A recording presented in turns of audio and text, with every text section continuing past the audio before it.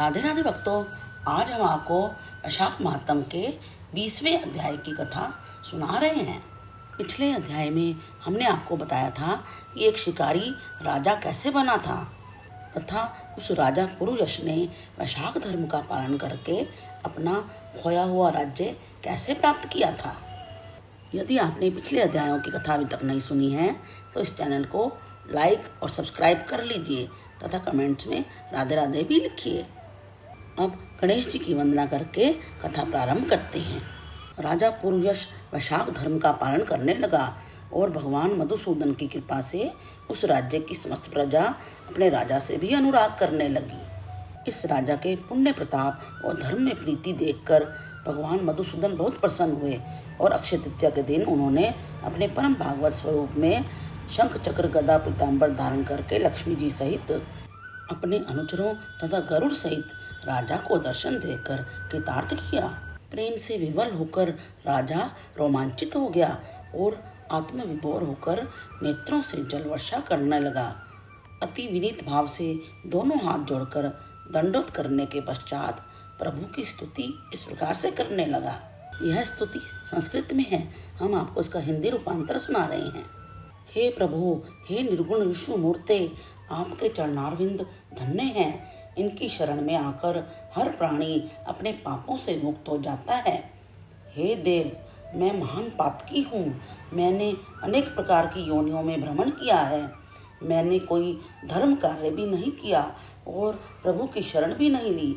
इसी कारण मेरा सुख और वैभव नष्ट हो गया। मैं जब शत्रुओं के द्वारा पराजित हो गया तब प्रभु की कृपा से मेरे गुरुजनों ने ही हरि चरण ग्रहण करने की प्रेरणा दी। हे भगवान, अब आपकी कृपा से मैं पूरी तरह प्रसन्न हूँ।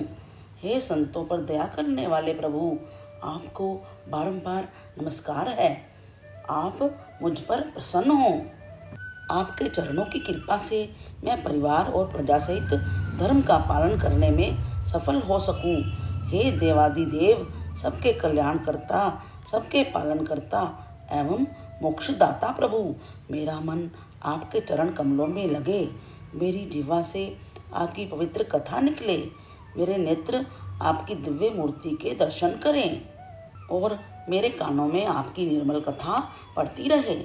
मेरे हाथ आपकी पूजा करते रहें। अपने पांवों के द्वारा मैं आपकी परिक्रमा कर सकूं। आप सदैव मेरे हृदय सिंहासन पर विराजते रहें। मेरे रोम रोम में आपका ही वास हो। हे विष्णु, मुझे संसार के किसी पदार्थ की इच्छा नहीं है। मुझे तो केवल आपके ही चरण कमलों की लालसा है। मैं उन्हीं की प्रीति की कामना करता हूँ। राजा की इस स्तुति को सुनकर भगवान अत्यंत प्रसन्न होकर बोले, हे राजन, तुम पाप रहित हो और मेरी निष्काम भक्ति में रत हो, इसलिए तुम श्रेष्ठ हो। तुम 10,000 वर्षों की अवस्था को प्राप्त करोगे।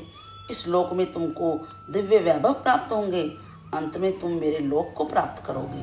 जो भी प्राणी तुम्हारी वंदना करेंगे उनको मैं प्रसन्न होकर भक्ति और मुक्ति अवश्य प्रदान करूँगा। आज अक्षय तृतीया के दिन स्नान, दान, गौ अथवा बैल दान करने से तथा पितरों का श्राद्ध करने से अक्षय फल की प्राप्ति होती है। मृत्यु, जरा, जन्म, भय और सभी प्रकार के पाप नष्ट हो जाते हैं। मैं वैशाख मास में किए गए धर्म कार्यों से प्रसन्न होता हूँ। जो लोग मेरे चरणों में प्रीति करते हैं वे सर्वदा निष्पाप होते हैं। तुमने अपने गुरु का आदेश मानकर श्रेष्ठ धर्म का पालन किया है।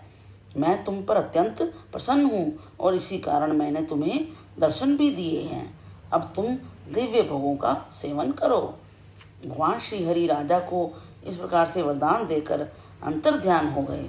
तब राजा अति प्रसन्न होकर धर्म का पालन करता हुआ साधु सेवा करने लगा।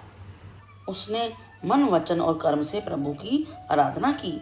उसके पुत्र पौत्र आदि की वृद्धि भी हुई। वह इस लोक में दिव्य सुखों को भोगकर अंत में भगवान विष्णु जी के चरणों में गया। जो भी प्राणी इस आख्यान को सुनते या सुनाते हैं वे सभी पापों से मुक्त होकर विष्णु भगवान जी के चरणों में स्थान प्राप्त करते हैं। इस परम पुनीत आख्यान की बहुत भारी महिमा है, इसमें कोई संदेह नहीं है। भगवान श्री हरि अपने भक्तों पर ऐसी ही कृपा प्रदर्शित करके उन्हें सायुज्य मुक्ति प्रदान करते हैं। अब तो राजा श्रुति कीर्ति कहने लगे, हे मुनिवर, वैशाख धर्म के मातम सुनते सुनते मेरी तृप्ति नहीं होती है, क्योंकि भगवान विष्णु की कथा सुनकर किसके कान तृप्त हो सकते हैं। आज मेरे पूर्व जन्म के पुण्य उदय हो गए हैं, जो आप आतिथ्य उपदेश से मेरे घर में पधारे हैं। आपके मुख से निकले हुए अमृत रूपी वचनों को पान करके मैं कृतकृत्य हो गया हूँ। मुझे अब मोक्षादि की भी इच्छा नहीं है। आप मुक्ति के दाता श्री विष्णु भगवान को प्रसन्न करने वाले दिव्य धर्मों का उपदेश करते जाइए। इसके बाद ऋषि श्रुतिदेव ने राजा श्रुतकीर्ति को पापों को नष्ट करने वाली कौन सी अन्य कथा सुनाई, यह सुनेंगे अगले अध्याय में। Please like, share and subscribe. Hare Krishna Krishna Krishna Hare Hare, Hare Ram Ram Ram Hare Hare.